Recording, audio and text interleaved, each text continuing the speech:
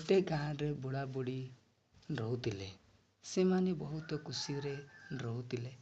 ଦିନେ ବୁଢ଼ା ବୁଢ଼ୀ କଥାବାର୍ତ୍ତା ହେଲେ ବଜାରକୁ ଯିବା ପାଇଁ। ଆଉ ବୁଢ଼ା ବୁଢ଼ୀ ବଜାରକୁ ଦୁଇଜଣ ଯାଉଥିଲେ। ବଜାରରୁ କିଛି ଜିନିଷ ନେଇକି ଆସିଲେ।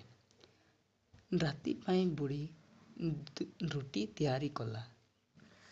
କେବଳ 3ଟି ରୁଟି ତିଆରି କଲା। ବୁଢ଼ା ବୁଢ଼ୀ ଖାଇବା ପାଇଁ ବସିଲେ। ବୁଢ଼ୀ ଆରମ୍ଭ କଲା, ମୁଁ 2ଟା ରୁଟି ଖାଇବି। କାରଣ ମୁଁ ଅଧିକ ପରିଶ୍ରମ କରେ। ଆଉ ମୁଁ ବି ଅଧିକ ପରିଶ୍ରମ କରେ। ମୁଁ ବି 2ଟା ରୁଟି ଖାଇବି, ବୁଢ଼ା କହିଲା। ବୁଢ଼ା ବୁଢ଼ୀ ଦୁଇଜଣ ଝଗଡ଼ା ଆରମ୍ଭ ହେଲା। ଏପରି ଦିନ ବିତିଗଲା। ବୁଢ଼ା କହିଲା, ଏମିତି ହେବ ନାହିଁ। ଆମେ କାମ କରିବା। ଯେ ପାଟି କରିବ, ହଲିବ, ସେ ଗୋଟିଏ ରୁଟି ଖାଇବ। ବୁଢ଼ା କହିଲା। ବୁଢ଼ୀ ମଧ୍ୟ ରାଜି ହେଲା। 2 ଦିନ ବିତିଗଲା।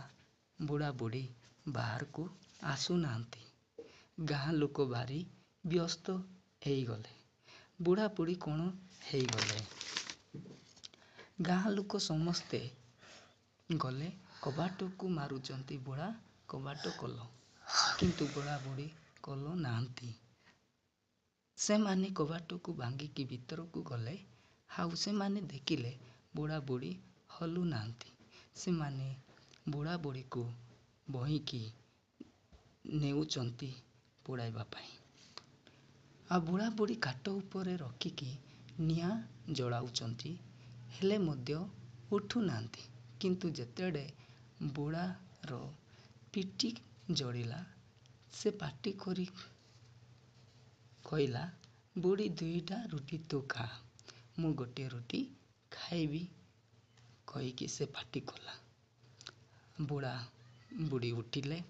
ଗାଁ ଲୋକ ଦେଖିକି କହିଲେ, ଭୂତ ଉଠିଲେ, ଭୂତ ଉଠିଲେ। ପାଟି କରିକି ଦୌଡ଼ିବାକୁ ଲାଗିଲେ। ବୁଢ଼ା ବୁଢ଼ୀ ଦୌଡ଼ି ଦୌଡ଼ି ଘରକୁ ଗଲେ। ଯେତେବେଳେ ଭିତରକୁ ଗଲେ ଏବଂ ଦେଖିଲେ ରୁଟିଟା ଗନ୍ଧି ଯାଇଛି।